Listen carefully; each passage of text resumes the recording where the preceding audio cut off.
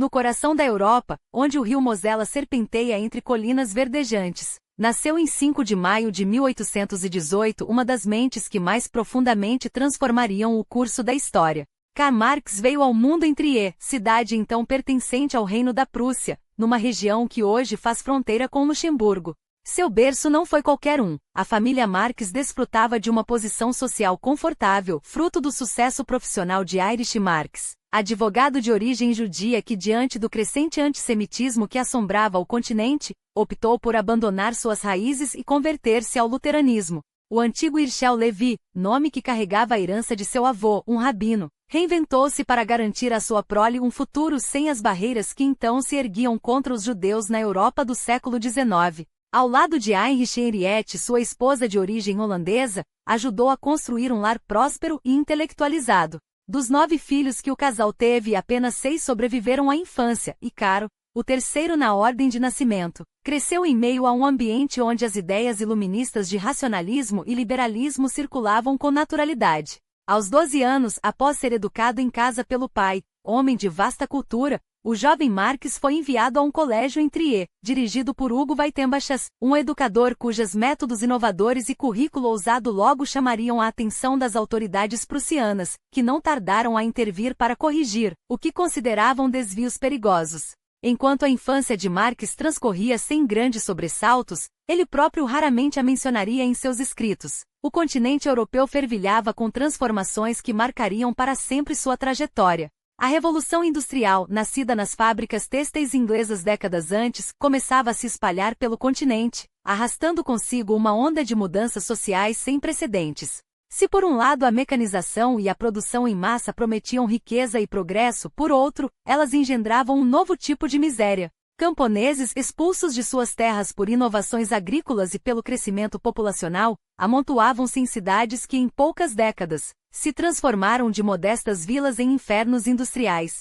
Manchester, Liege, Aachen, nomes que antes pouco significavam, tornaram-se sinônimos de exploração desumana. Nas fábricas, homens, mulheres e até crianças de 8 ou 9 anos trabalhavam jornadas extenuantes de 60, 70 horas semanais, por salários que mal davam para sobreviver. Ao fim do dia, voltavam para cortiços insalubres, onde doenças como a cólera, o anjo azul da morte, ceifavam vidas aos milhares. Era nesse caldeirão de desigualdade e sofrimento que a classe operária, o proletariado, começava a tomar forma. E foi nesse contexto que o jovem Marx, aos 17 anos, partiu para a Universidade de Bonn, onde seu espírito rebelde logo entraria em choque com as expectativas paternas. Heinrich Marx sonhava com um filho advogado, mas Caro, fascinado pela filosofia, resistia a esse destino.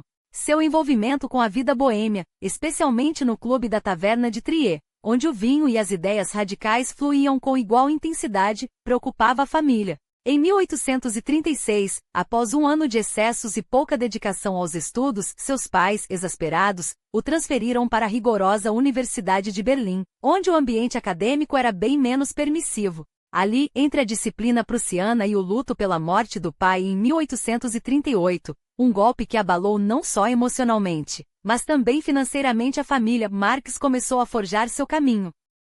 Por um tempo flertou com a literatura, tentando-se como romancista e dramaturgo, mas logo percebeu que sua verdadeira vocação estava em outro lugar. Foi em Berlim que ele mergulhou no pensamento de Georg Wilhelm Friedrich Hegel, filósofo cujo sistema dialético ainda ecoava fortemente nos corredores da universidade, anos após sua morte. As sementes de uma revolução intelectual estavam plantadas. O resto, como se sabe, seria história. Não era apenas o legado de Hegel que pulsava nas salas de estudo de Berlim, as cartas inéditas do filósofo estavam sendo compiladas e editadas ali mesmo, transformando sua filosofia em uma espécie de moda intelectual entre os jovens pensadores. Marx, é claro, não ficou de fora. Rapidamente integrou-se aos jovens hegelianos, um círculo de estudantes e radicais que, sob a sombra do sistema prussiano, ousavam questionar o conservadorismo opressivo do governo. Para eles, a liberdade individual e a construção de uma sociedade mais aberta não eram meros ideais abstratos, mas direitos inegociáveis, ecoando, ainda que com suas próprias distorções, as ideias do mestre Hegel. Foi nesse caldeirão de debates que Marx deu os primeiros passos rumo à sua tese de doutorado, defendida em 1841 na Universidade de Jena sob a orientação de Bruno Bauer, outro discípulo de Hegel. Seu trabalho, A diferença entre a filosofia da natureza de Demócrito e Epicuro era um mergulho audacioso no pensamento dos filósofos gregos do século IV a.C., um deles, Demócrito, pioneiro na teoria atômica, o outro, Epicuro, fundador de uma escola que pregava o prazer como caminho para a tranquilidade. Mas não era apenas uma análise acadêmica. Entre as linhas, Marx já esboçava sua própria dialética, um método que mais tarde abalaria os alicerces do mundo moderno. Com o diploma em mãos e a cabeça fervilhando de ideias, Marx sonhava com a vida universitária. Chegou até a lecionar esporadicamente, mas a Prússia de então não era terreno fértil para mentes inquietas. Os jovens hegelianos estavam sob vigilância constante, rotulados como subversivos pelo regime. A censura asfixiava qualquer voz dissonante, e Marx, com seu estilo incisivo, não demorou a colidir com os limites impostos. A solução? Trocar a asfixia prussiana pelo ar revolucionário de Paris. Em outubro de 1843, ele embarcou para a capital francesa, iniciando uma década de exílio voluntário, ou melhor, de peregrinação intelectual. Paris, na época, era o epicentro das ideias radicais, mas nem mesmo ali Marx encontrou refúgio duradouro. Em 1845, após publicar artigos cortantes contra o governo prussiano, foi expulso a pedido das próprias autoridades berlinenses, que pressionaram a França a silenciá-lo. Seu próximo destino? Bruxelas, a jovem capital de um reino recém-nascido, a Bélgica, que havia se libertado do jugo holandês apenas 13 anos antes, após séculos de dominação estrangeira. Lá Marx passou 3 anos intensos, até que mais uma vez sua pluma afiada o traiu, acusado de quebrar a promessa de não se envolver em atividades subversivas. Foi obrigado a partir. Uma breve passagem por Colônia precedeu sua chegada definitiva a Londres, em 1849. Mas essa vida nômade não era solitária. Ao seu lado, desde 1843, estava Jenny von Westphalen, 4 anos mais velha que ele, filha de uma família da baixa nobreza renana que, apesar das reservas, afinal, Marx era um boêmio de barba espessa, com fama de dissolutez e ideias perigosas, aceitou desposá-lo. O casamento, no entanto, não foi um conto de fadas. Dos 7 filhos que tiveram, 4 morreram ainda crianças, vítimas de um tempo em que a medicina avançava, mas não o suficiente para salvar os mais frágeis. As 3 filhas que sobreviveram, Jane, Laura e Eleanor, herdaram do pai não só o sobrenome, mas também sua paixão pela luta social, tornando-se, cada uma a seu modo, ativas no movimento socialista. A vida doméstica dos Marx era um caos organizado. Por anos, viveram apertados em 2 cômodos em Londres, enquanto Cara, para escapar da perseguição política, alugava casas sob pseudonimos. Alguns o acusaram de negligenciar a família em nome de sua obra. Outros que o conheceram de perto, descreveram-no como um pai carinhoso cujas filhas, ao abraçarem suas ideias, provaram que o afeto e o legado intelectual andavam de mãos dadas.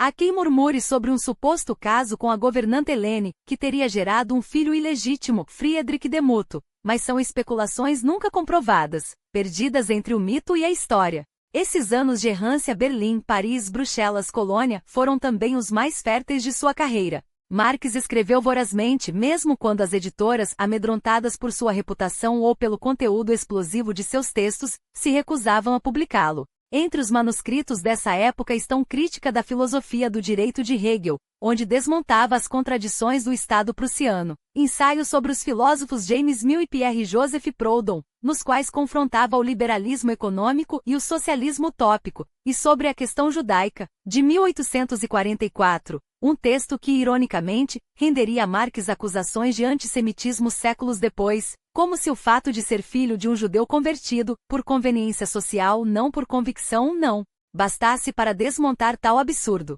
Mas foi em 1847, com a palestra Trabalho Assalariado e Capital, que ele começou a desvendar publicamente o mecanismo que moveria sua obra-prima, a luta de classes como motor da história. Enquanto isso, o encontro mudaria tudo. Friedrich Engels, 2 anos e meio mais novo, vinha de uma família abastada. Seu pai era dono de fábricas têxteis na Alemanha e em Manchester, o coração industrial da Inglaterra. Apesar das expectativas familiares, o jovem Engels já mostrava desdém pela riqueza herdada. Em 1841, durante o serviço militar obrigatório em Berlim, do qual Marx escapara por problemas de saúde, ele frequentou as mesmas aulas que haviam formado Marx, descobriu Hegel e, em 1842, cruzou pela primeira vez com aquele que seria seu companheiro de ideias e de batalha.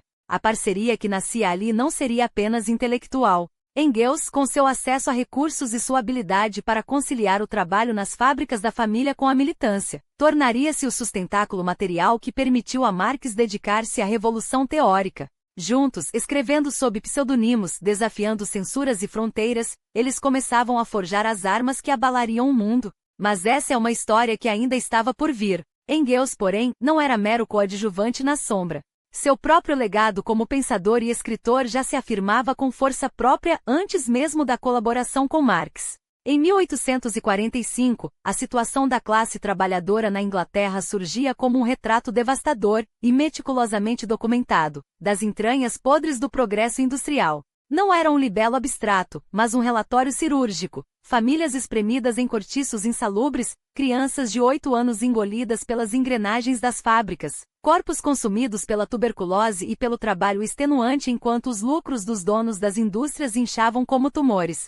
O livro não apenas expunha a hipocrisia de uma era que se ufanava de sua civilização, ele antecipava, com uma clareza quase profética, os abismos que o capitalismo desregulado cavaria no tecido social. Décadas mais tarde, seria ainda graças à obstinação de Engels que os volumes 2º e 3º de O Capital, obra-prima inacabada de Marx, viriam à luz, resgatados de entre papéis dispersos e anotações caóticas. Sem ele, metade do edifício teórico que abalaria a economia política moderna teria se perdido no limbo da história. Mas a união entre os dois não se limitava às páginas. Era na ação que sua sinergia se revelava mais explosiva. Em 1846, o Comitê de Correspondência Comunista nascia como uma teia clandestina de intelectuais e agitadores espalhados por Bruxelas, Londres, Paris e Colônia, cidades separadas por poucas horas de viagem, mas unidas por uma urgência comum. O termo comunista, então recém-forjado nas furnas da Europa revolucionária, não era escolhido ao acaso. Herdado dos jacobinos mais radicais que um dia haviam arrastado a França para as barricadas, o termo evocava os sans-culottes, aqueles que, com as mãos calosas e a fúria no peito, haviam derrubado a Bastilha e arrastado a realeza para a guilhotina. Para Marx e Engels, porém, o comunismo não era apenas uma herança romântica, era um projeto concreto. Não bastava derrubar coroas, era preciso demolir os alicerces de um sistema que transformava homens em mercadorias. A fusão com a Liga dos Justos, em 1847, selaria o destino desse projeto. Naquele verão londrino, entre debates acalorados e noites de vinho barato, nascia a Liga Comunista, e com ela, a encomenda que mudaria tudo. Em novembro, Marx e Engels recebiam a missão de redigir um manifesto que não fosse apenas um panfleto, mas um chamado à guerra. O prazo era curto. O mundo, impaciente. O que se seguiu foi um turbilhão de 6 semanas em que o inverno europeu parecia congelar tudo, menos as ideias. Marx, entre crises de procrastinação e surtos de inspiração, esboçava páginas atropeladas em seu quarto de Bruxelas, enquanto Engels, sempre o pragmático, revisava, cortava, afiava. Havia pressa. A história não esperava. Em janeiro de 1848, com o manuscrito ainda pela metade, Marx fugia para Ghent sob o pretexto de fundar uma célula local da Liga. Na verdade, escapava do peso da tarefa, perdendo-se em tabernas e discussões inflamadas com operários belgas. Só em fevereiro, às pressas, o texto era finalmente enviado a Londres, onde as prensas da Liga o transformavam em folhetos baratos, destinados a circular entre operários, estudantes e conspiradores. Publicado anonimamente, embora a autoria de Marx e Engels fosse um segredo mal guardado, o Manifesto Comunista irrompia como um raio em pleno febre revolucionária. Não era um livro. Não era sequer um tratado. Com suas 14.000 palavras afiadas como punhais, o texto condensava séculos de lutas em poucas páginas incendiárias. Marx não perdia tempo. A história, declarava ele, era um campo de batalha onde classes se digladiavam em ciclos sangrentos. Os patrícios romanos contra os plebeus. Os senhores feudais contra os servos. Agora, a burguesia, dona das fábricas, dos bancos, dos jornais, contra o proletariado, essa massa crescente de corpos esgotados que moviam as máquinas, mas não colhiam seus frutos. A crítica era implacável. O capitalismo, esse deus voraz, havia reduzido a família a uma transação comercial, os laços humanos a cálculos de lucro. A burguesia arrancou do lar seu véu sentimental, escrevia Marx, e transformou a relação familiar em mera relação de dinheiro. Nas minas, crianças de 6 anos se arrastavam como insetos. Nas ruas, operários morriam aos 30, consumidos pela fome e pelo trabalho. O progresso material, ironicamente, só aprofundava a miséria. A solução? Arrancar a propriedade privada de suas mãos e entregá-la ao controle coletivo. Fábricas, terras, navios, tudo deveria pertencer àqueles que com seu suor os faziam funcionar. Só então a educação seria universal, as jornadas justas e a riqueza finalmente distribuída.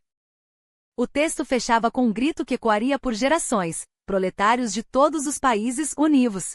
Não tendes nada a perder senão vossas cadeias.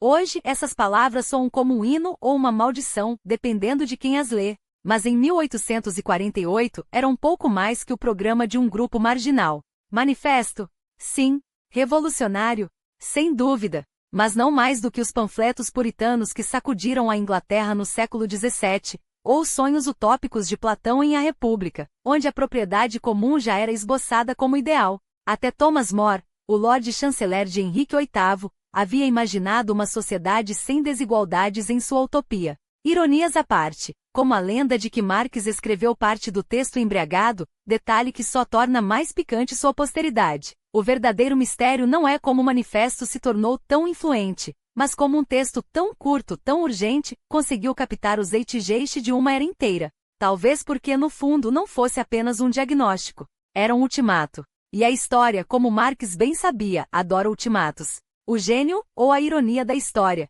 quis que o Manifesto Comunista nascesse entre garrafas de vinho e noites em claro, escrito às pressas sob a ameaça de um ultimato da Liga dos Comunistas. Marx, recém-expulso de Bruxelas por suas ideias incendiárias, chegou a Londres em 1849 com a Europa em chamas. Não era metáfora, enquanto ele corrigia as provas finais do texto que abalaria o mundo, as ruas de Paris, Berlim e Viena fervilhavam com barricadas, gritos de liberdade e o estampido de fuzis reprimindo sonhos de revolução. O ano de 1848 não foi apenas um marco, foi um terremoto político que sacudiu tronos, derrubou ministros e por alguns meses efêmeros, fez crer que a história poderia afinal ser escrita pelos de baixo. Mas as revoluções, como Marx logo perceberia, têm o hábito traiçoeiro de devorar seus próprios filhos. Enquanto os operários parisienses ainda celebravam a queda de Luís Felipe, a burguesia já articula a restauração da ordem, e com ela, a ascensão de um Bonaparte.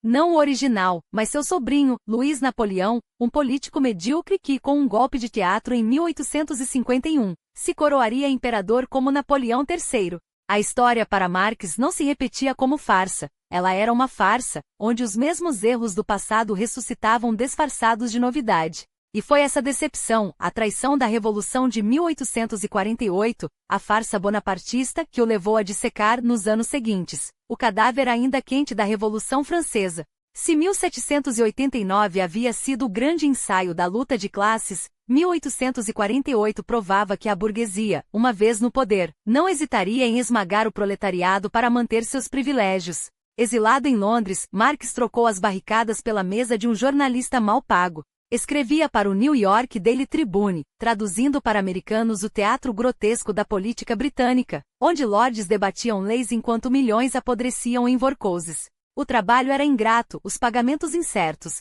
e a família Marx vivia num limbo entre a miséria e a sobrevivência, salvos apenas pela generosidade de Engels, cujo dinheiro da fábrica do pai bancava as pesquisas que o capitalismo teimava em não remunerar. Era um paradoxo delicioso. O mesmo sistema que Marx desmontava em seus escritos sustentava, indireta e a contragosto, o homem que o condenava. E então veio a Guerra Civil Americana. Marx, que via no conflito muito mais do que uma disputa entre Norte e Sul, mergulhou na análise das contradições que o geraram. O capital industrial do Norte versus o latifúndio escravocrata do Sul, dois modelos de exploração em guerra. Sua simpatia pela União não era apenas moral, era estratégica. A vitória do Norte não significaria apenas o fim da escravidão, mas a consolidação de um capitalismo mais avançado, onde a luta de classes poderia, enfim, desabrochar em sua forma pura. Quando o Tribune, temeroso de perder leitores sulistas, adotou uma linha neutral, ou seja, conivente com a escravidão, Marx não hesitou. Abandonou o jornal. Afinal, que sentido tinha analisar a história se não fosse para tomá-la nas mãos? Por sorte, uma contribuição à crítica da economia política, publicado em 1859, começava a render algum dinheiro, suficiente para que Marx pudesse finalmente dedicar-se ao monstro que há anos o perseguia, um livro que não seria apenas um panfleto, mas uma enciclopédia da exploração, um mapa detalhado das entranhas do capital. O mundo ainda não sabia, mas o capital já respirava nas noites insones de um homem que, entre dores no fígado e garrafas de vinho, preparava-se para escrever a sentença de morte de um sistema. E desta vez não haveria ultimato que o apressasse. A história, ele sabia, não se faz com pressa, mas com precisão cirúrgica. Não bastava mais denúncias inflamadas ou chamados à revolta. Era preciso desmontar o mecanismo, expor suas engrenagens com a frialdade de um anatomista diante de um cadáver. E o British Museum, com suas salas de leitura silenciosas e o cheiro de papel envelhecido, seria o laboratório dessa dissecação. Entre pilhas de cadernos rabiscados com uma caligrafia febril, Marx não apenas escrevia, ele forjava uma arma. Das Capital não nasceria como um livro, mas como um sistema de ideias tão denso que o mundo levaria décadas para absorvê-lo, e séculos para tentar refutá-lo. 3 volumes. Milhares de páginas. 1 milhão de palavras que juntas formariam não apenas uma crítica, mas uma sentença. O primeiro tom, publicado em 1867, já era um bloco de granito, 500, 600 páginas, dependendo da edição, de análise implacável, onde cada linha era um golpe contra as ilusões da economia burguesa. Os outros 2, deixados incompletos, seriam resgatados das notas caóticas de Marx por Engels, como quem reconstitui um quebra-cabeça genial a partir de fragmentos. Quando finalmente reunidos, os 3 volumes formariam um monumento tão imenso que as editoras modernas só conseguem compactá-lo reduzindo a fonte ou mutilando trechos, como se o próprio capitalismo, ironicamente, tentasse encurtar o veredicto que o condenava. Mas Das Capital não era apenas longo, era profundo. E sua primeira faca afiada era o materialismo histórico, uma teoria que sozinha reescreveria a maneira como o mundo entendia seu próprio passado. Até então, a história era contada como um palco de reis e generais, de impérios que se chocavam e deuses que ditavam destinos. Marx, porém, virou a lente. O verdadeiro motor da história não eram coroas nem cruzadas, mas a luta surda e constante entre quem possuía os meios de produção e quem era obrigado a vender sua força de trabalho para sobreviver. A Idade Média não era a épica dos plantagenetas contra os capetos, era a história de como a nobreza francesa e inglesa, unidas em sua ganância, esmagavam os camponeses sob o jugo feudal. A Revolução Industrial não era o triunfo da máquina, mas o nascimento de uma nova guerra. A burguesia, que havia derrubado os senhores feudais, agora enfrentava seu próprio Frankenstein, o proletariado, uma classe forjada nas fábricas e condenada a rebelar-se.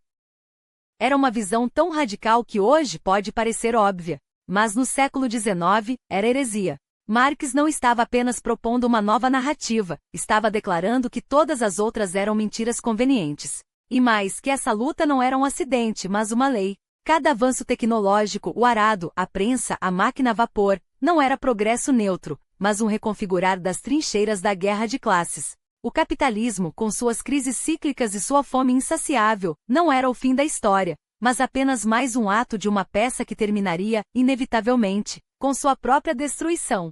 E aqui entra a segunda lâmina de Das Capital, a dialética materialista. Marx não se contentava em descrever o conflito, queria explicar seu mecanismo. Pegou emprestado e subverteu o método de Hegel, aquele filósofo que via a história como um debate de ideias onde tese e antítese se chocavam para gerar uma síntese superior. Mas onde Hegel falava de espíritos e conceitos abstratos, Marx cravou os pés no chão. A verdadeira dialética não acontecia na mente, mas na matéria. Não eram ideias que moviam o mundo, mas as contradições reais entre classes, entre forças produtivas e relações de produção, entre a riqueza que se acumulava e a miséria que se multiplicava. Era uma virada copernicana. Descartes, Hegel e séculos de filosofia ocidental haviam colocado o indivíduo, sua razão, sua consciência, no centro de tudo. Marx jogou isso fora. O que importava não era o que um operário pensava de sua exploração, mas o fato objetivo de que ele era explorado. Não era a percepção da fome que importava, mas a fome em si, multiplicada em milhões de barrigas vazias enquanto os armazéns transbordavam. A dialética para ele não era um jogo de ideias, mas a lei de ferro que governava a história. Cada sistema econômico carregava em si as sementes de sua própria ruína. O feudalismo gerou a burguesia que o destruiu. O capitalismo geraria o proletariado que o enterraria. Claro, essa visão tinha um preço. Se a história era movida por forças impessoais e a consciência individual era secundária, o que restava do homem? Críticos, e não eram poucos, acusaram Marx de reduzir a humanidade a peões de um tabuleiro econômico. Pior, sua dialética, distorcida por mãos menos escrupulosas, se tornaria a justificativa teórica para os piores excessos do século XX. Stalin, décadas depois, invocaria o materialismo dialético, enquanto enviava milhões para os gulags, como se a história, em sua marcha inevitável, exigisse sangue. Como se Marx, que passou a vida denunciando a opressão, tivesse imaginado que sua teoria servisse para santificá-la. Mas reduzir Das Kapital a um manual de tirania é não entender nada. Marx não escrevia para ditadores, mas para os condenados da terra. Sua dialética não era um destino, mas um aviso. As contradições do capitalismo não desapareceriam por magia. Ou a humanidade as resolveria com consciência e justiça, ou elas a engoliriam em caos. A história, afinal, não perdoa quem ignora suas leis. E Das Kapital era, acima de tudo, o mapa desse campo minado, escrito não para ser adorado, mas para ser usado. Antes que fosse tarde. O erro fatal não foi Marx ter enxergado as lutas de classe como motor da história, foi acreditar que a humanidade, ao desvendar esse mecanismo, agiria com a racionalidade de um relógio suíço e não com a ferocidade de um animal acossado. Sua visão da propriedade coletiva não era ingênua, era incompleta. Ele previu o colapso do capitalismo, mas subestimou a capacidade do poder de se metamorfosear em monstros ainda mais vorazes quando ameaçado. Não por acaso, os primeiros a brandir sua teoria como arma não foram os operários livres de Londres ou Berlim, mas os herdeiros de um império onde o czar era chamado de pai e a servidão havia sido abolida apenas em 1861, com a assinatura do mesmo autocrata que mantinha a nobreza afogada em vodka e o povo em analfabetismo. Enquanto Marx escrevia O Capital à luz de velas em Sorro, espremido entre dívidas e crises de asma, a história já ensaiava seus primeiros passos sem ele. Em 28 de setembro de 1864, no King's Theatre de Londres, um palco mais acostumado a óperas do que a insurreições, socialistas, anarquistas e radicais de meia Europa se reuniram para fundar a Associação Internacional dos Trabalhadores. Não era ainda a Internacional Comunista, mas a primeira tentativa de unificar sob uma mesma bandeira os que sonhavam em incendiar o mundo antigo. O estupim? A revolta da Polônia contra o jugo russo no ano anterior, um lembrete sangrento de que a opressão não respeitava fronteiras, e que a resistência, portanto, também não poderia. Marx, é claro, estava lá, mas não como profeta, e sim como estrategista. Seu adversário, porém, não viria dos salões burgueses, mas das próprias fileiras. Mikhail Bakunin, o anarquista russo que via no Estado, qualquer Estado, não um instrumento de libertação, mas a próxima jaula. A ruptura foi inevitável. Em 1872, na Haia, a Internacional rachou como vidro sob marteladas. Bakunin acusava Marx de autoritarismo disfarçado de ciência. Marx respondia chamando os anarquistas de diletantes que confundiam liberdade com caos. Ambos tinham razão. E ambos erraram ao não perceber que enquanto discutiam táticas em congressos europeus, a história já havia escolhido seu próximo ato. Paris, março de 1871. A Comuna não foi um ensaio comunista, foi um grito desordenado de uma cidade humilhada pela derrota na guerra contra a Prússia, onde operários, artesãos e intelectuais tomaram as rédeas por 72 dias antes de serem afogados em sangue pelas tropas de Versalhes. Marx de Londres escreveu a guerra civil na França com a urgência de quem sabe que está registrando um momento único, mesmo que efêmero. Suas palavras sobre a Paris transformada, sem polícia, sem roubos, sem cadáveres nas ruas, soam hoje como a descrição de um sonho febril. Porque a Comuna não foi um paraíso, foi um laboratório a céu aberto, onde se provou que a revolução, sem estrutura, vira carniça tão rápido quanto a reação. Esses foram os últimos suspiros de Marx como ator político. Após 1872, a Internacional desmoronou como um castelo de cartas, e a segunda só surgiria em 1889, quando seu corpo já apodrecia no cemitério de Gatti. Ele passou os anos finais perseguindo fantasmas, o segundo e o terceiro volumes de O Capital, que nunca terminaria. Cartas como a trocada com Vera Zasulich, uma revolucionária russa que lhe perguntou se a Rússia poderia pular o capitalismo e ir direto ao socialismo. Marx hesitou. Sua teoria dizia que não, sua intuição talvez sim. Mas a Rússia de 1881 não era a Inglaterra de 1848. Era um império de camponeses analfabetos, onde o proletariado industrial ainda engatinhava e o czar reinava como um deus mortal.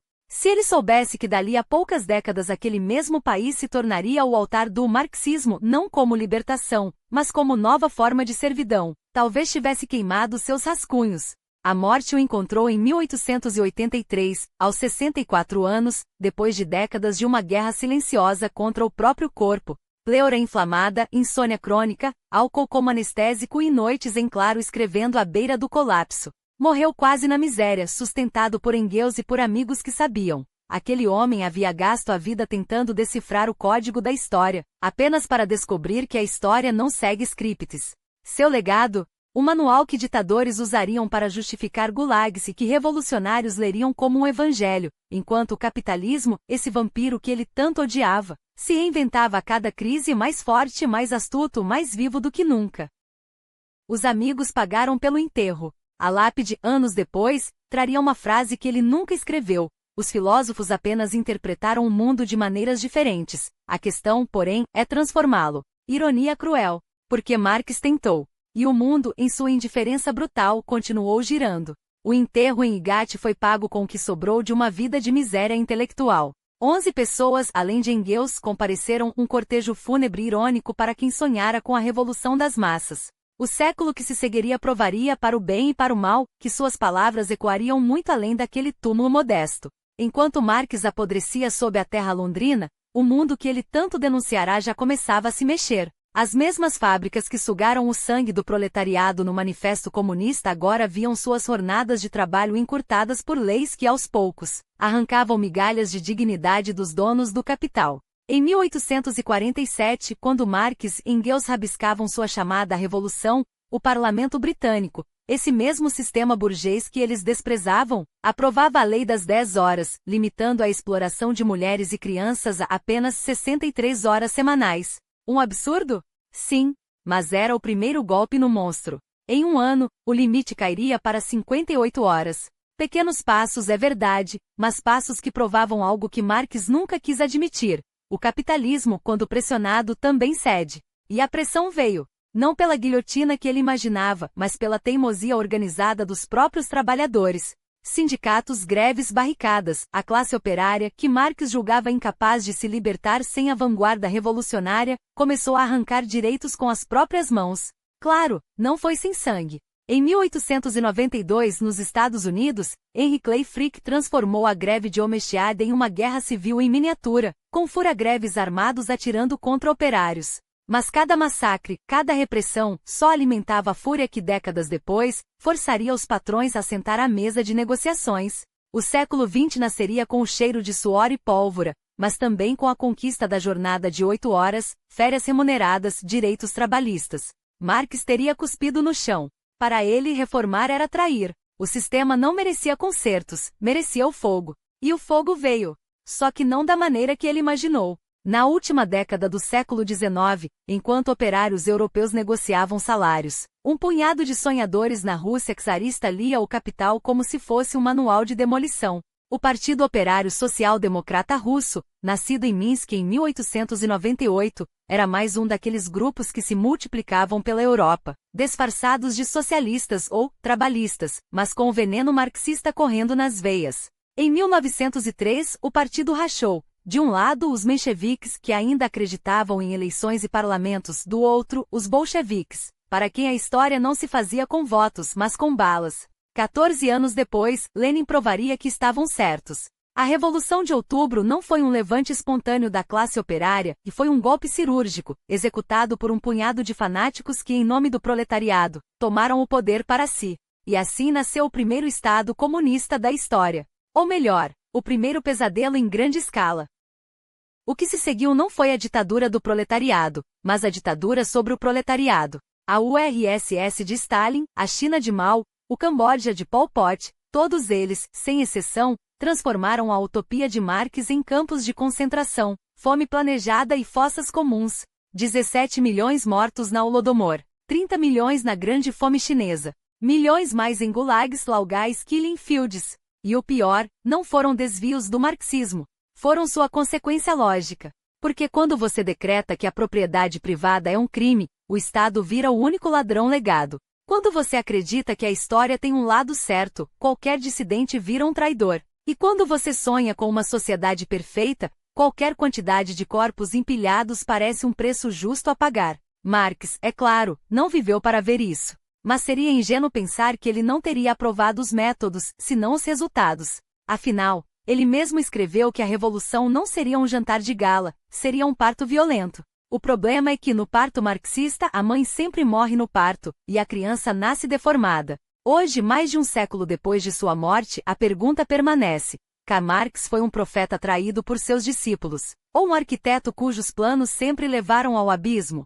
Um homem que, horrorizado com a miséria do século XIX, sonhou com justiça e acabou inspirando os maiores carrascos do XX? Ou será que, no fundo, a semente da tirania já estava plantada em cada página de O Capital, esperando apenas que algum Lenin ou Mao arregasse com sangue? A história não dá respostas fáceis. Mas olhe para os 100 milhões de mortos que o comunismo deixou pelo caminho e pergunte-se: quantas utopias valem um único deles? Eis o jovem Friedrich Engels, filho de um industrial rigoroso, herdeiro de uma fortuna tecida com fios de algodão e suor operário, mas também um rebelde que desde cedo sentiu o peso das contradições que o cercavam. Sua mãe Elise von Aar, mulher de origem erudita e sensibilidade aguçada, plantou nele a semente da curiosidade intelectual, literatura, mitologia, as grandes narrativas que explicavam o mundo. Mas foi o pai Friedrich Sr., o homem de negócios implacável, quem tentou moldá-lo à imagem do capitalismo nascente, eficiente, calculista, indiferente aos gemidos das máquinas e dos homens que a serviam. Barmen, sua cidade natal, era o retrato vivo da Revolução Industrial. Uma paisagem de chaminés fumegantes, ruas lotadas de operários esgotados e crianças que, em outras fábricas, já perdiam a infância entre teares. Os Engels, é verdade, se orgulhavam de não explorar mão de obra infantil, um detalhe humanitário, que soava como ironia macabra diante dos 70 horas semanais impostas aos adultos. Enquanto o pai contabilizava lucros, o filho, ainda adolescente, começava a enxergar nas entrelinhas do progresso a escrita sangrenta de uma nova forma de servidão. Aos 14 anos, Engels foi enviado ao prestigioso Gymnasium de Elberfeld, onde deveria receber a educação de um futuro burguês, latim, grego, teologia e a disciplina prussiana que esmagava qualquer faísca de rebeldia. Mas foi ali, entre os livros proibidos e as discussões clandestinas, que ele descobriu os filósofos da Ilustração, aqueles que ousaram questionar Deus, o Estado e a ordem estabelecida. Voltaire, Diderot, os enciclopedistas franceses, homens que um século antes haviam acendido a tocha da razão apenas para vê-la apagada no banho de sangue da Revolução. Engels devorava suas obras enquanto, do lado de fora, a Prússia de Metternich sufocava qualquer voz dissonante com os decretos de Carlsbad. A liberdade de pensamento era um crime, a juventude, uma ameaça.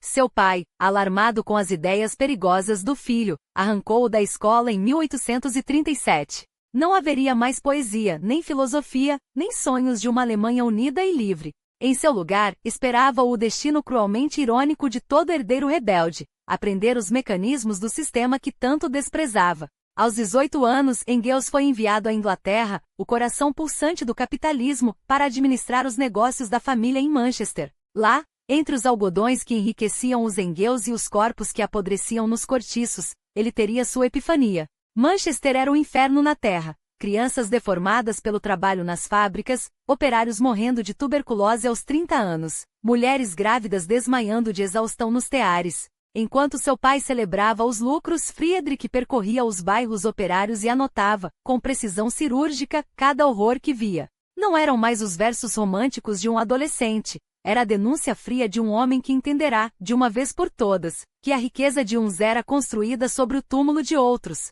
E foi ali, entre o fedor dos esgotos e o ruído das máquinas, que Engels encontrou sua missão. Não bastava criticar o sistema, era preciso destruí-lo. Não bastava escrever poemas sobre a liberdade, era preciso forjar as armas da revolução. Quando voltou à Alemanha, já não era mais o jovem sonhador de Elberfeld. Era um homem com um propósito: transformar a raiva em teoria, a teoria em ação. E o mundo, como saberíamos depois, pagaria o preço por essa determinação. Porque a história não é feita apenas por ideias, é feita por homens que, como Engels, decidem queimar os pontes atrás de si. E quando um filho da burguesia escolhe trair sua própria classe, as consequências são sempre explosivas. Mas Hegel não era um herege que negava Deus, era um subversivo que o rebaixava.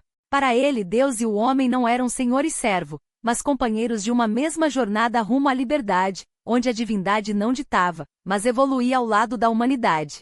Essa heresia filosófica disfarçada de dialética seria o veneno que Engels sorveria em Berlim, cidade onde, em 1841, trocou a farda de artilheiro prussiano pelos bancos da universidade que um dia abrigara Hegel. Era uma ironia cruel. Enquanto marchava em formação militar, obedecendo aos ritmos mecânicos do Estado que oprimia, Engels devorava nas horas furtivas as lições do mestre que desmontara a sacralidade desse mesmo Estado. Os conservadores prussianos, cegos pela própria arrogância, viam em Hegel um aliado.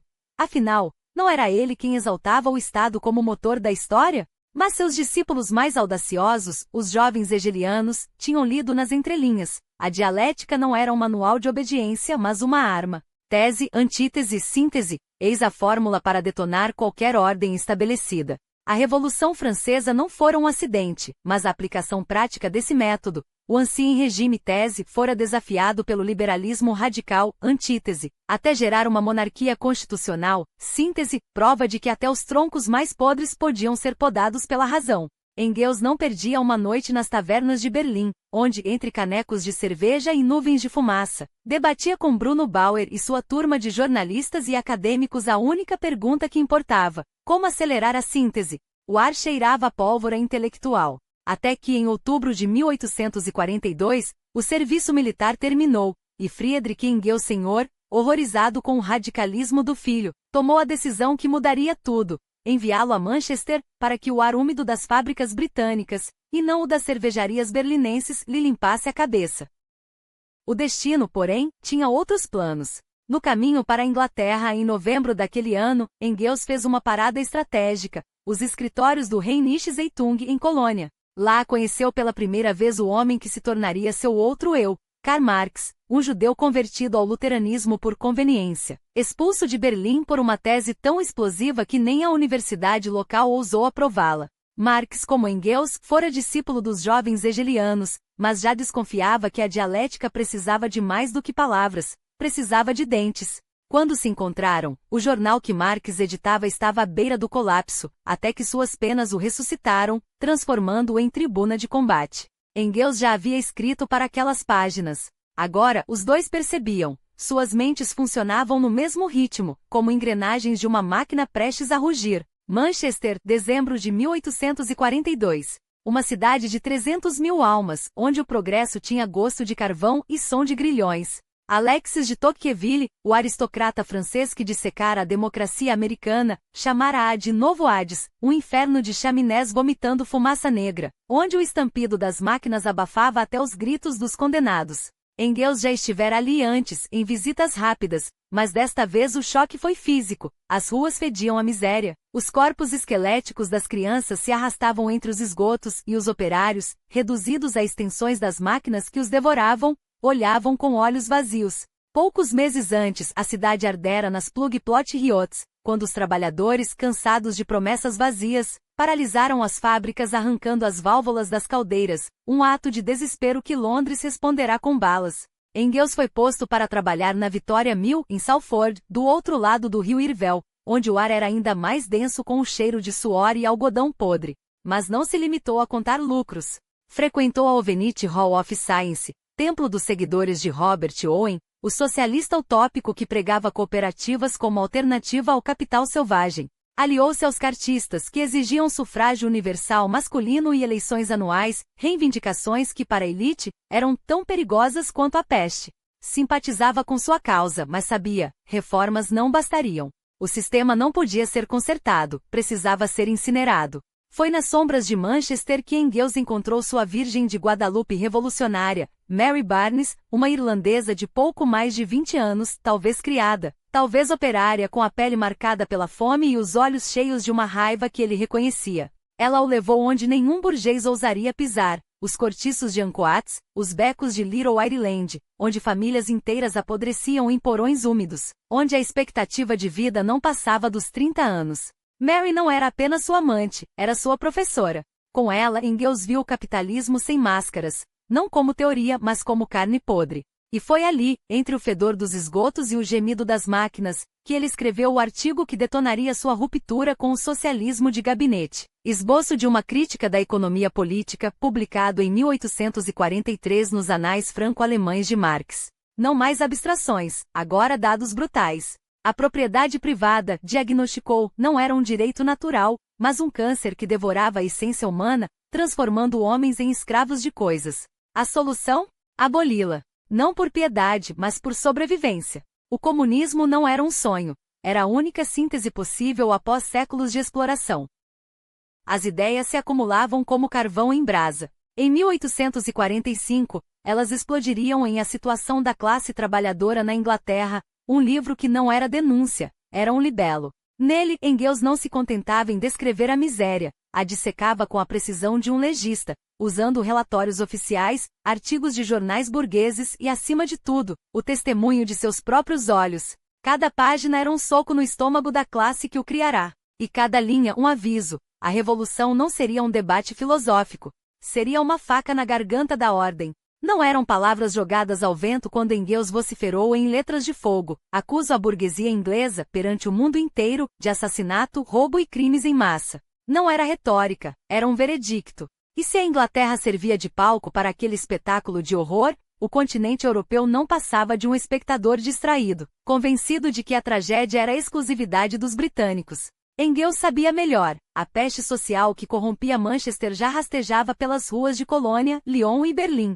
A miséria não respeitava fronteiras. Ela se alimentava da ilusão de que poderia ser contida. Mas mesmo com Mary Barnes como guia pelos becos escuros da exploração, Engels não escapou das armadilhas de seu próprio tempo. O irlandês, para ele, era ainda o filho despreocupado da natureza, um estereótipo conveniente alegre, bêbado e incapaz de se curvar à disciplina das fábricas.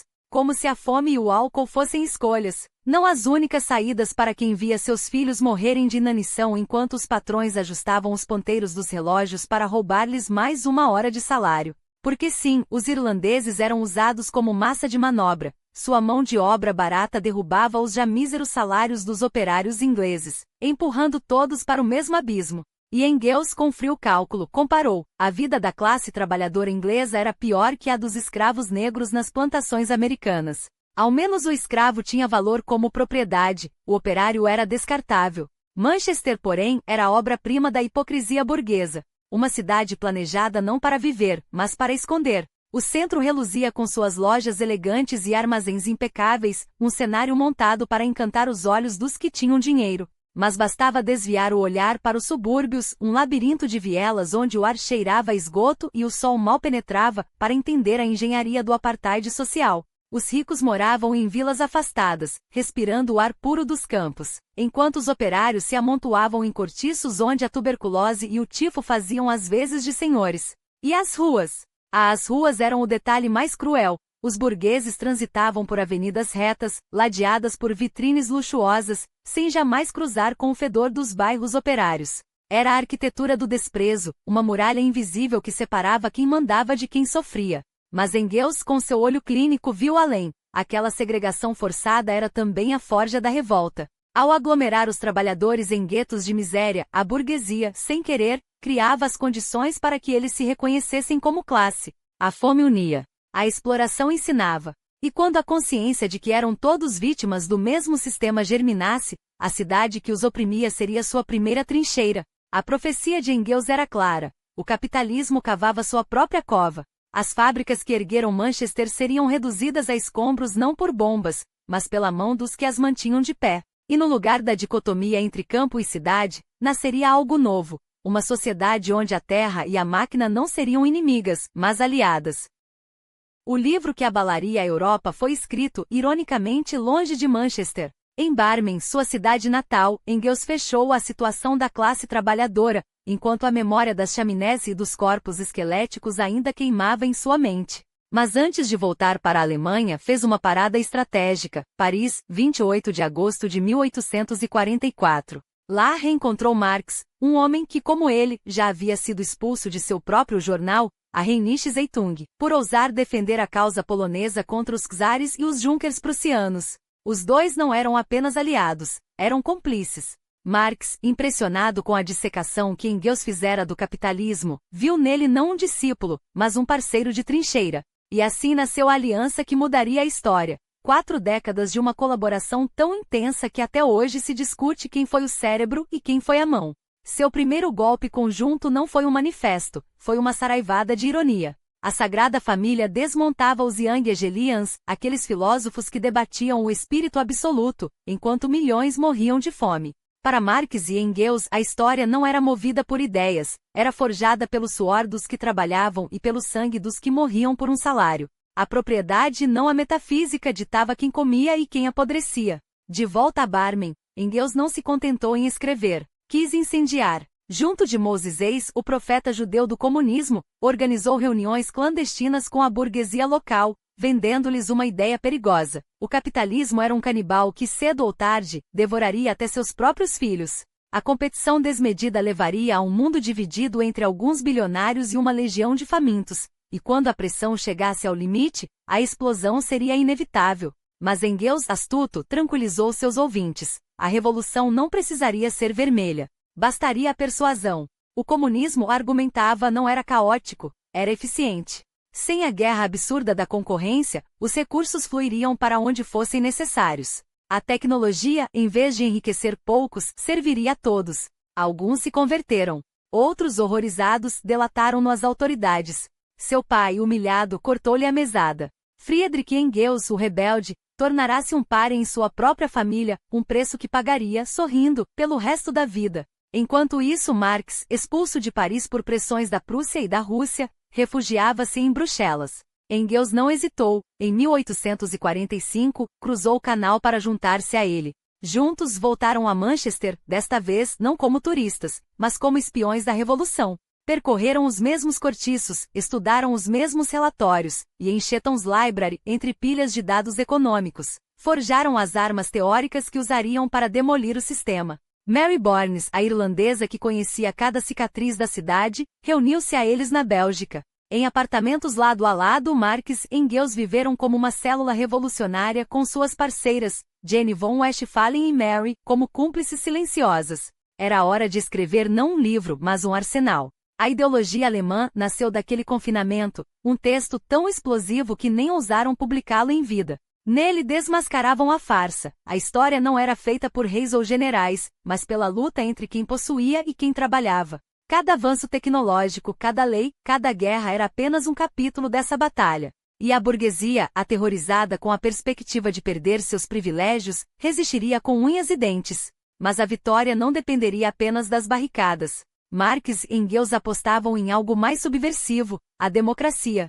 O sufrágio universal, se conquistado, poderia ser a alavanca pacífica para derrubar o capitalismo. O voto não abala, seria a primeira brecha no muro. E foi com essa convicção que em 1846 eles fundaram o Comitê de Correspondência Comunista, uma rede clandestina que uniria os socialistas europeus sob uma mesma bandeira. Não era apenas um grupo de debate, era uma máquina de guerra ideológica.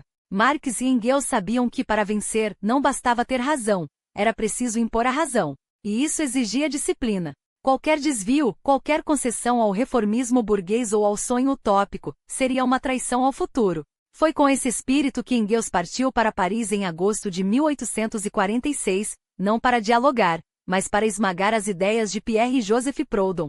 Proudhon, o filósofo que ousara perguntar o que é a propriedade, e responder com um grito, é um roubo. Havia seduzido muitos com sua visão de cooperativas pacíficas e mutualismo.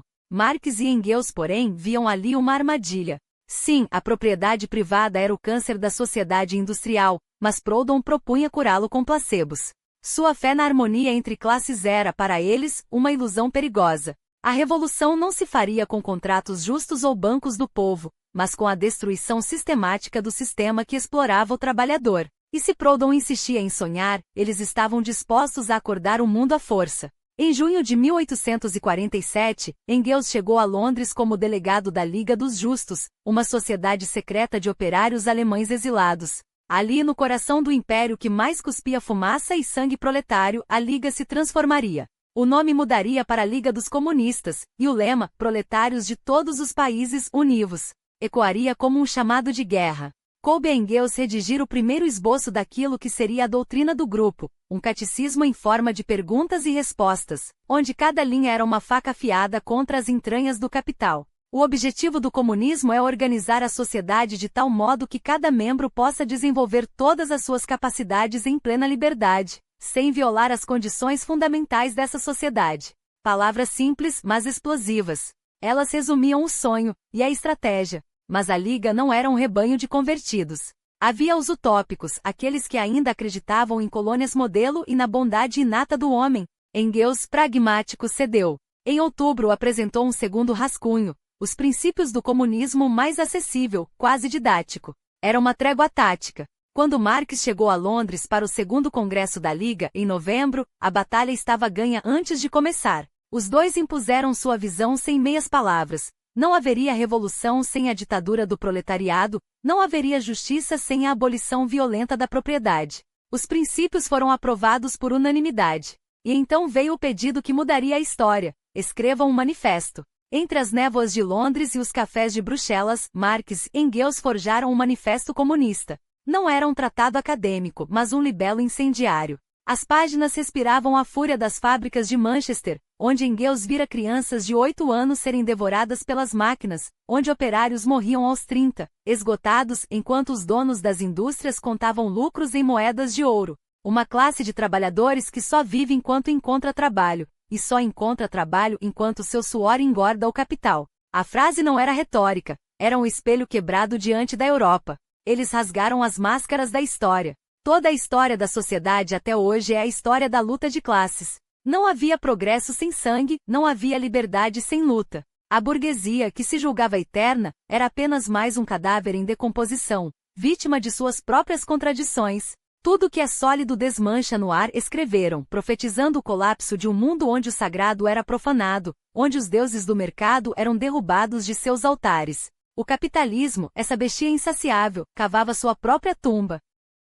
O manifesto não se limitava a diagnosticar o mal, ele prescrevia a cura, a expropriação dos expropriadores, a ditadura revolucionária, a sociedade sem classes. Cada linha era um golpe de martelo nas correntes da opressão. Mas quando o panfleto foi publicado, em fevereiro de 1848, quase ninguém ouviu o estrondo. A Europa estava ocupada demitindo reis.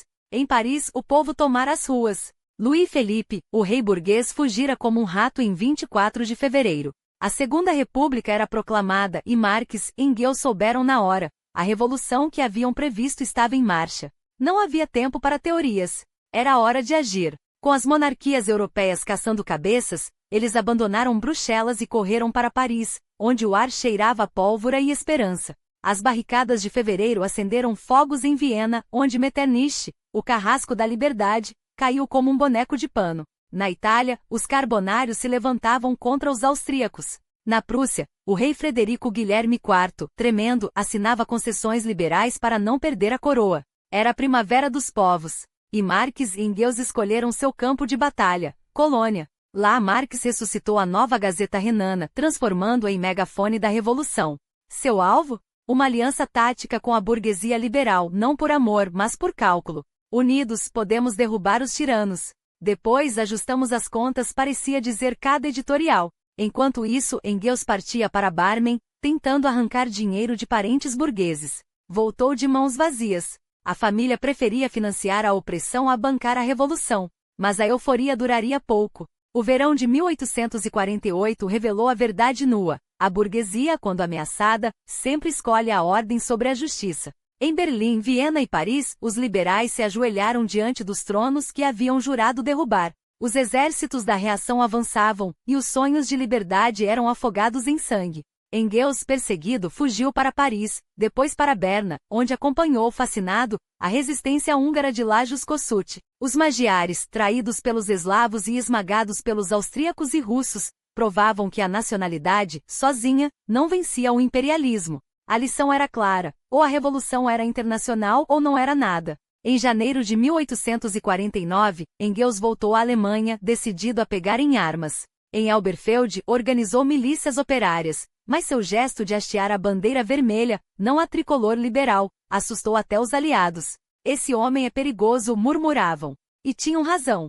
Quando a Prússia esmagou os últimos focos de resistência em Baden, Engels estava lá, lado a lado com August Willich, em uma batalha perdida antes de começar. As balas prussianas selaram o destino da Revolução. Ele escapou para a Suíça, onde entre um gole de vinho e outro, começou a escrever a campanha pela Alemanha revolucionária não como um lamento, mas como um manual para a próxima guerra. Porque eles sabiam, 1848 não fora um fracasso. Fora apenas o primeiro hard. Mary Barnes, a mulher que fora sua companheira, cúmplice e ponte entre o mundo que ele desprezava e a revolução que ele servia. A morte a atingiu de repente como um golpe traidor em plena batalha, deixando Engels arrasado não apenas pela perda, mas pela cruel ironia de seu luto. Ele, o teórico implacável da luta de classes, chorava em segredo uma mulher que, aos olhos da sociedade vitoriana, nem sequer existia oficialmente.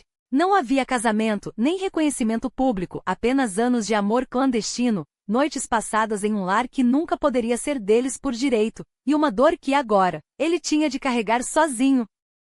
Mas Engels não era homem de se render à melancolia. A revolução não esperava por lutos. Enquanto o corpo de Mary era enterrado sem pompa, ele já estava de volta às mesas de trabalho, aos livros contábeis de Hermann e Engels, e às cartas urgentes para Marx.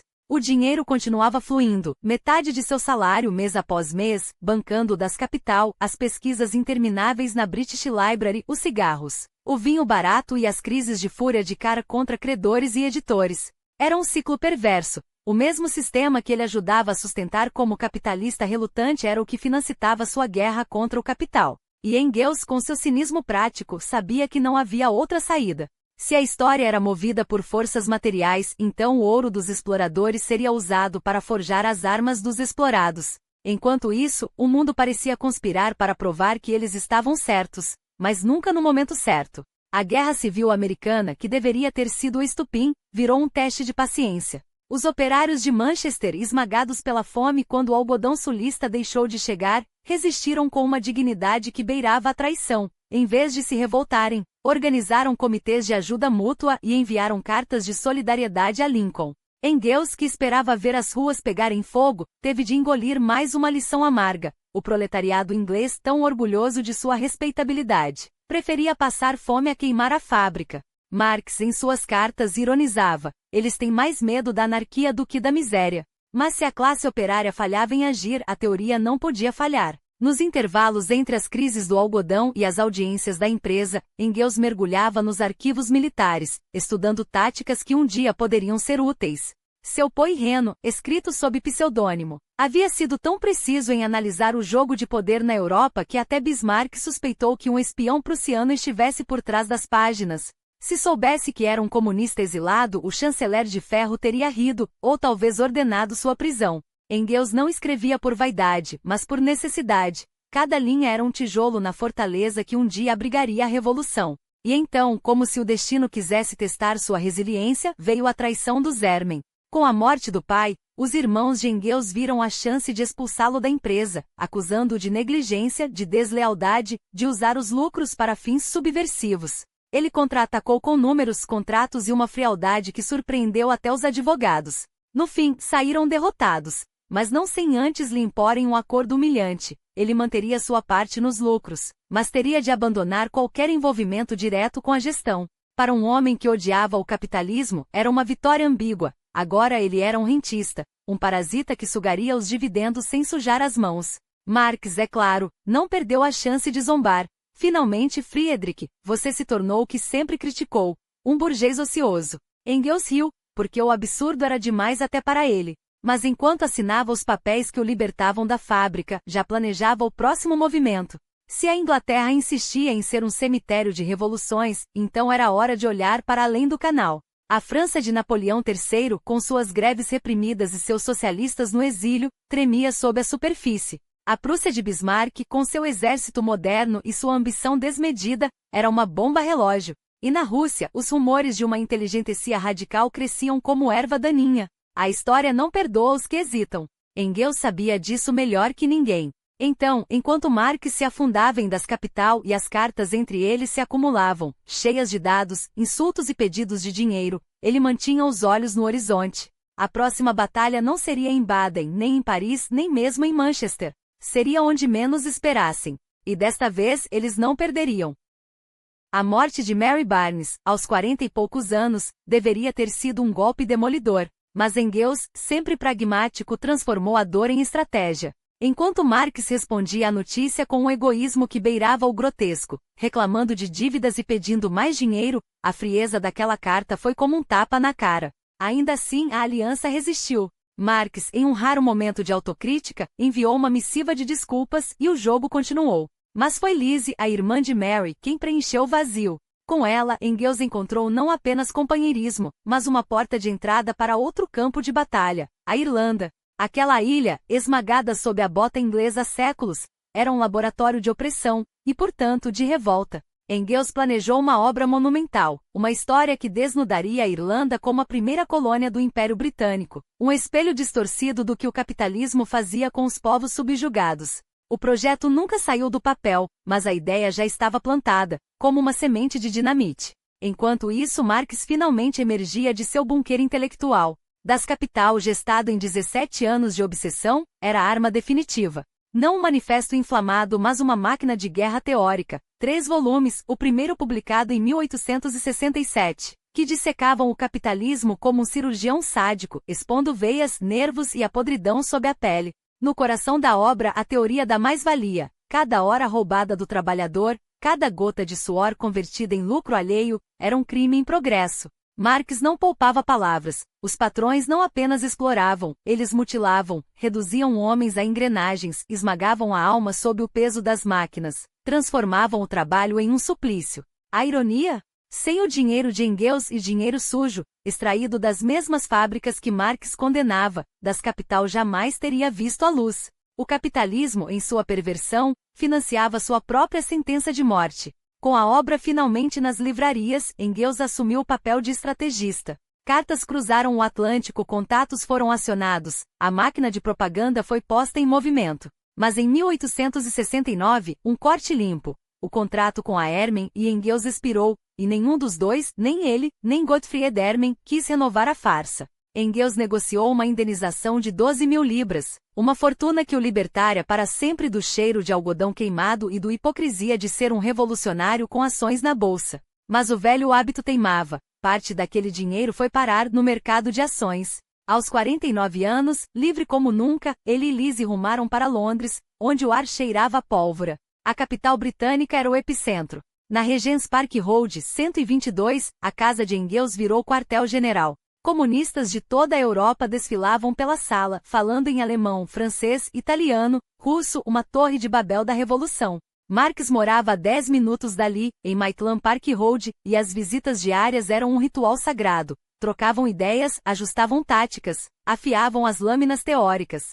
Enquanto Marx se afogava nos volumes finais de Das Kapital, Engels dividia seu tempo entre a política e a ciência, sempre com um olho no tabuleiro europeu. E o tabuleiro estava pegando fogo. Na Prússia, Bismarck movia suas peças com precisão militar. Primeiro, os ducados de Schleswig e Holstein, arrancados da Dinamarca em 1864. Depois, a Áustria, humilhada em 1866. A unificação alemã não era uma questão de se, mas de quando. E quando Napoleão III, o imperador francês, caiu na armadilha de Bismarck em 1870, provocado por uma crise sucessória na Espanha, Engels viu sua chance. Graças a contatos bem colocados, um primo de um amigo no alto comando prussiano, ele passou a alimentar o Pall Mall Gazette com informações privilegiadas. Suas previsões eram cirúrgicas. A derrota francesa em Sedan, a captura de Napoleão, a queda do Segundo Império. Marx o apelidou de o general não por acaso.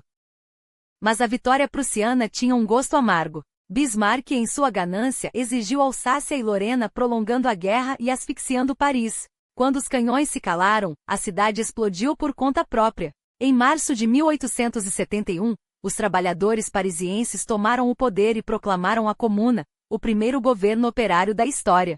Por 72 dias, Paris foi um farol, até a reação esmagá-la em maio, afogando as ruas em sangue. Para Marx e Engels, a lição foi clara. A Comuna falhara por falta de organização, de disciplina, de um partido capaz de guiar a revolta. Era exatamente o que eles vinham pregando. Andava o que Mikhail Bakunin, o anarquista russo, desprezava. Para ele, marxismo era apenas outro autoritarismo disfarçado. A batalha dentro da Primeira Internacional foi feroz. mas em 1872, no Congresso de Haia, Bakunin foi expulso. A vitória, porém, foi pírrica. As divisões internas corroíram a Internacional até seu colapso em 1876. Engels não perdeu tempo. Enquanto a Europa ainda tremia, ele tecia alianças com os social-democratas alemães, Liebknecht e Bebel à frente. Mesmo sob a repressão de Bismarck, o partido crescia, 12 cadeiras no Reichstag em 1881. Da sua base em Londres, Engels escrevia, analisava, orientava. E olhava para o leste. A Rússia era um enigma. Entre os marxistas ortodoxos como Plekano e os populistas como Chernyshevsky, que viam nas comunas camponesas o germe da revolução, Engels oscilara. Por um momento até flertou com a ideia de que os Mir, as comunas rurais, poderiam ser o estupim contra o czarismo. Mas logo desdenhou, aquelas estruturas eram relíquias feudais, não células revolucionárias. Poucos acreditavam que o comunismo pudesse florescer em um país de camponeses analfabetos e fábricas escassas. A história, porém, adorava provar os céticos errados. Enquanto a política devorava seu tempo, Engels voltava os olhos para outro campo de batalha, a ciência. Em Manchester, ele testemunhara o poder das máquinas, a alquimia do carvão e do vapor. Mas agora em Londres queria desvendar as leis que regiam não apenas a sociedade, mas o próprio universo. A dialética não se aplicava só à história. Ela estava na natureza, nos átomos, nas forças que moviam o mundo. E se a matéria era dialética, então a revolução não era apenas inevitável, era científica. Os avanços científicos e tecnológicos da época não passavam despercebidos por Engels, que ao lado de Marx viu em A Origem das Espécies de Darwin uma confirmação revolucionária. A luta pela existência não era privilégio dos salões burgueses ou das fábricas, mas uma lei universal. Se a natureza selecionava os mais aptos através da competição, a sociedade humana fazia o mesmo, com uma diferença crucial. Aqui a seleção não era cega, mas orquestrada pela classe dominante. Engels não se contentou em admirar Darwin, ele radicalizou sua teoria. Se a evolução moldava os corpos, o trabalho moldava a história. E foi essa ideia que o levou a escrever, entre 1872 e 1883, os ensaios que se tornariam Dialética da Natureza, uma obra tão à frente de seu tempo que só seria publicada em 1927, após o endosso de ninguém menos que Albert Einstein.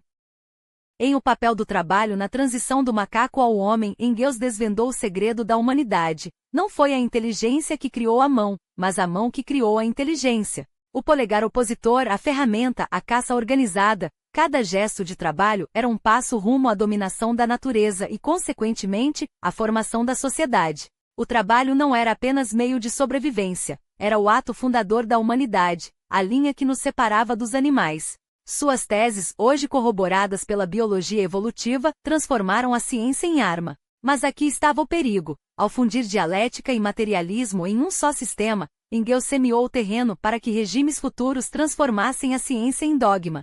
Quem ousasse questionar a verdade dialética seria condenado como herege, e a história provaria que, sob o manto do materialismo, até a razão poderia se tornar uma prisão. Enquanto isso, o mundo clamava por respostas. O capital era uma fortaleza de ideias, mas sua densidade afugentava os que mais precisavam dele. Engels então empunhou a pena como um martelo. Em panfletos incisivos, destilou o pensamento de Marx para as massas. Socialismo, Utopia e Ciência, publicado em francês em 1880, foi sua obra-prima de divulgação. Nele traçou uma linha divisória, de um lado os sonhadores utópicos, cujas fantasias de harmonia ignoravam as leis da história, do outro, o socialismo científico, herdeiro inevitável do capitalismo em decomposição. A mensagem era clara: a revolução não seria um milagre, mas o desfecho lógico de um sistema que, como um organismo doente, carrega em si mesmo os germes de sua destruição. Quando o proletariado tomasse o poder, não apenas aboliria as classes, ele extinguiria o próprio Estado, esse parasita que se alimenta das divisões sociais. O comunismo não seria um novo regime, mas a libertação final da humanidade. Mas a história, como sempre, teimava em ser mais complexa que a teoria. Nos anos 1870, Engels finalmente pôde respirar. Livrou-se das amarras da fábrica, das reuniões intermináveis da Primeira Internacional, agora extinta, e permitiu-se um refúgio à beira-mar com Lise e a família Marx. O ar salgado aliviava os pulmões doentes de Lise, mas nem mesmo o oceano podia deter o câncer que a consumia. Católica até o fim, ela recusou-se a morrer sem a bênção da Igreja. Na tarde de 11 de setembro de 1878, um padre anglicano foi chamado às pressas para unir os dois em matrimônio, horas antes que a morte os separasse para sempre. A sombra da doença também pairava sobre os Marques. Jane, a companheira de uma vida, sucumbiu em novembro de 1881. Cara, já debilitado, não pôde sequer velar seu corpo. Engels, que o visitava diariamente, encontrou-o em março de 1883, sentado em sua poltrona, já mais espectro que homem. Quando Marques expirou, às 3 da tarde daquele 14 de março, Engels foi um dos 11 que acompanharam seu caixão até Highgate Cemetery. No discurso fúnebre não falou de um homem, mas de um titã. Seu nome sobreviverá através dos séculos, e assim será sua obra, proclamou, enquanto milhões, dos mineiros siberianos aos operários de Califórnia, choravam um gigante que nunca conheceram. Agora, sozinho na trincheira, Engels assumiu um fardo maior que o luto, ser o guardião das ideias de Marx. Como executor literário, mergulhou nos manuscritos inacabados de O Capital, um labirinto de anotações, dados econômicos e raciocínios interrompidos. Marx, obsessivo, havia se perdido em montanhas de estatísticas sobre a Rússia e os Estados Unidos, deixando lacunas onde deveriam estar as conclusões. Engels, pragmático, não hesitou em preenchê-las. Em 1885, publicou o volume 2º. O volume 3º, porém, exigiu uma intervenção cirúrgica.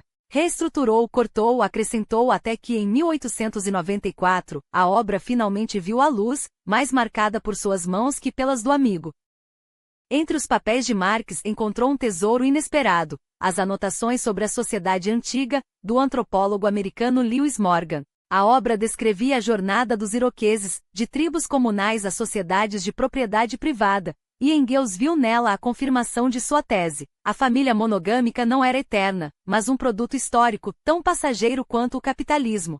Em 1884, nasceu A Origem da Família, da Propriedade Privada e do Estado, um golpe teórico contra os alicerces da ordem burguesa. Se a propriedade era o pecado original da desigualdade, então a revolução não seria apenas econômica, mas uma restauração da humanidade a seu estado natural, livre, coletiva, sem amós nem deuses. Aos 68 anos, em 1888, Engels cruzou o Atlântico rumo à América, terra do futuro, e do capitalismo em sua forma mais brutal.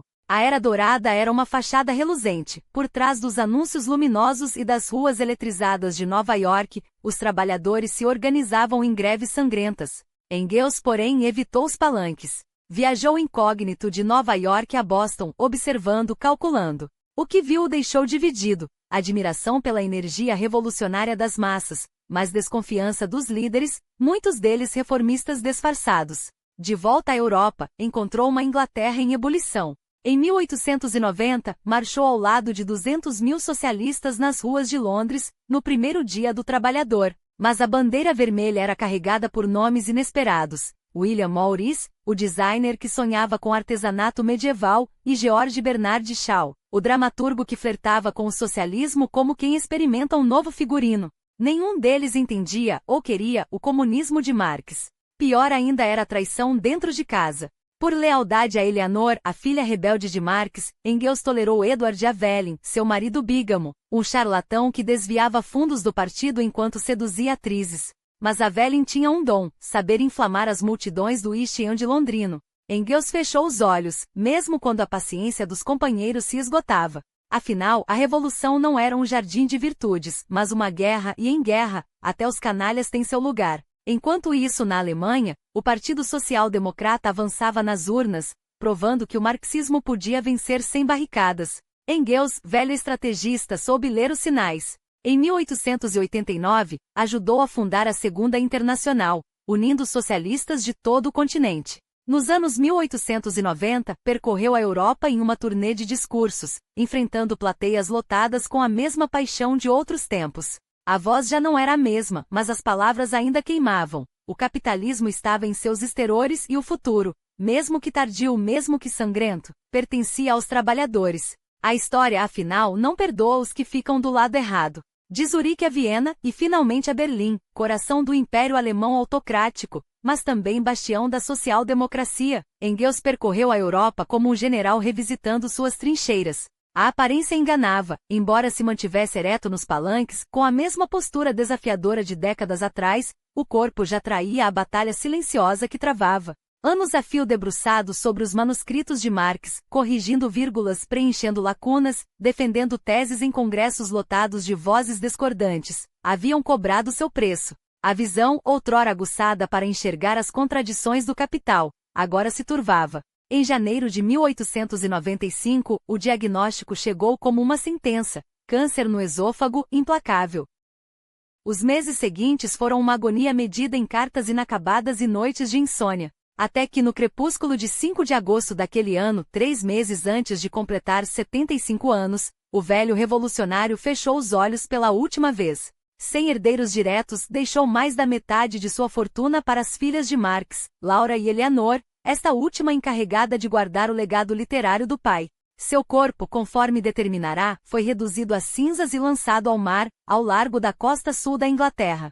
Nenhum túmulo, nenhuma lápide, apenas o oceano para engolir seus restos. Como se a própria natureza conspirasse para apagar os rastros de quem tanto desconfiou das homenagens póstumas. E assim se foi Friedrich Engels, um gigante cujos passos sempre pareceram ofuscados pela sombra monumental de Marx. Mas reduzir sua vida a um mero coadjuvante seria um erro histórico. Desde jovem, quando repudiou a fortuna familiar para mergulhar nas entranhas da Manchester industrial, Engels provou que sua rebeldia não era pose de salão. A situação da classe trabalhadora na Inglaterra, escrito aos 24 anos, permanece um retrato tão cru quanto necessário do capitalismo em sua fase mais predatória, um livro que, mesmo lido por olhos hostis, resiste como documento incontornável. Sim, editou o Capital, sim, finalizou os volumes que Marx não pôde concluir, sim, assinou ao lado do amigo o Manifesto Comunista. Mas foi muito mais, um estrategista que soube transformar ideias em movimento, um polemista que desmontava argumentos com a precisão de um relojoeiro,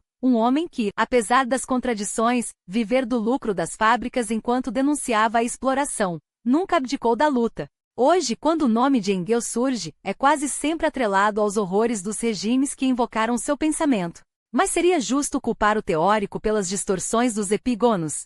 Ou sua obra, como a de Marx, foi vítima de uma história que preferiu o dogma à dialética?